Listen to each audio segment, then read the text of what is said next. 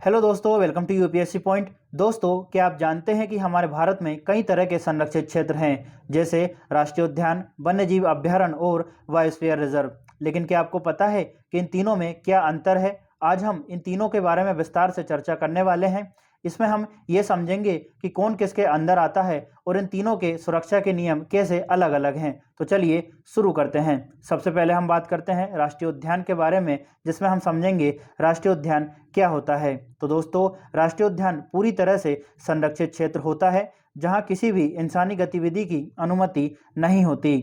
यहाँ वन्य जीवों और प्राकृतिक संसाधनों की पूरी तरह से सुरक्षा की जाती है। यह क्षेत्र वन्य जीवों के संरक्षण के लिए पूरी तरह से संरक्षित होता है। यहाँ पे एक बात याद रखना है दोस्तों, राष्ट्रीय उद्यान में किसी भी तरह की मानवीय गतिविधि की अनुमति नहीं होती है। यदि किसी क्षेत्र को राष्ट्रीय उद्यान घोषित करना है तो उसके लिए क्या कानूनी आधार है, उसकी हम चर्चा करेंगे। देखिए, यदि किसी भी क्षेत्र को राष्ट्रीय उद्यान घोषित करना है तो इसके लिए यह वन्यजीव संरक्षण अधिनियम की धारा 35 का उपयोग किया जाता है। राष्ट्रीय उद्यान की घोषणा हमेशा राज्य सरकारें करती है, लेकिन यदि राज्य सरकार चाहे तो किसी भी मुद्दे को केंद्र सरकार को सौंप सकती है। इस मामले में केंद्र सरकार राष्ट्रीय उद्यानों की घोषणा कर सकती है। तो देखिए दोस्तों, राष्ट्रीय उद्यान की घोषणा करने के लिए वन्यजीव संरक्षण अधिनियम 1972 की धारा 35 का उपयोग किया जाता है, जो किसी भी इंसानी गतिविधि को इस क्षेत्र में पूरी तरह से निषिद्ध करती है। आपको ये समझ आ गया होगा।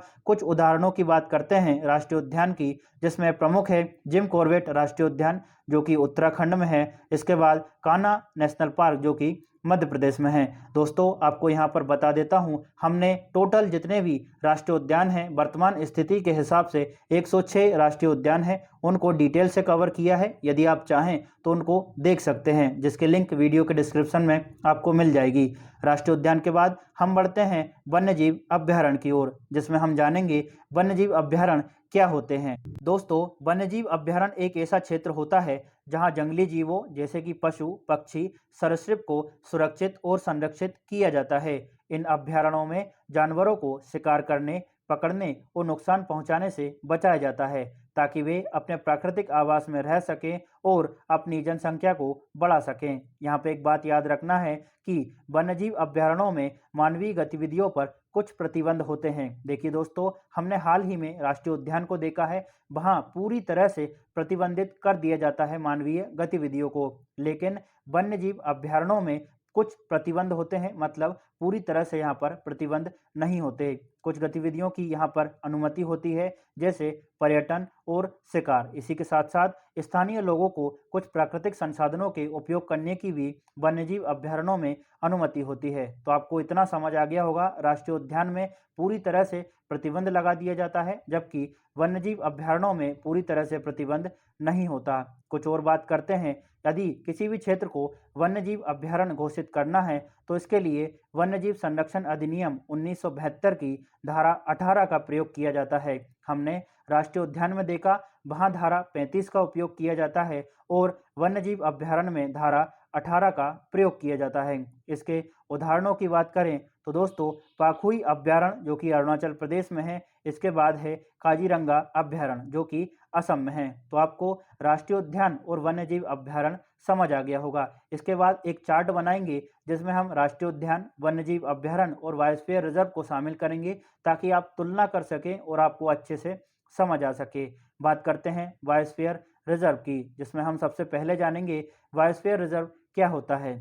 बायोस्फीयर रिजर्व एक विशाल क्षेत्र होता है जिसे वन्य जीवों, प्राकृतिक संसाधनों और इंसान के जीवन को संतुलन बनाए रखने के लिए बनाया जाता है। दोस्तों, बायोस्फीयर रिजर्व एक विशाल क्षेत्र होता है, इसी वजह से इसके अंदर आपको राष्ट्रीय उद्यान और वन्यजीव अभयारण्य भी देखने को मिलेंगे। जैसे एक विशाल क्षेत्र है, उसके अंदर किसी एक हिस्से को राष्ट्रीय उद्यान का दर्जा दे दिया गया और उसी के पास में एक हिस्से को वन्यजीव अभयारण्य भी घोषित कर दिया। इसी वजह से बायोस्फीयर रिजर्व के अंदर वन्यजीव अभयारण्य और राष्ट्रीय उद्यान दोनों आ सकते हैं। जैसे इसको उदाहरण से समझिए, नीलगिरी बायोस्फीयर रिजर्व है, ठीक है, उसके अंदर साइलेंट वैली राष्ट्रीय उद्यान है और दूसरा आपका अभयारण्य देखने को मिलेगा नीलगिरी बायोस्फीयर रिजर्व में, जिसका नाम है वायनाड वन्यजीव अभयारण्य। तो आपको समझ आ गया होगा कि बायोस्फीयर रिजर्व एक विशाल क्षेत्र होता है, उसके अंदर आपको राष्ट्रीय उद्यान और वन्यजीव अभयारण्य भी देखने को मिल सकते हैं।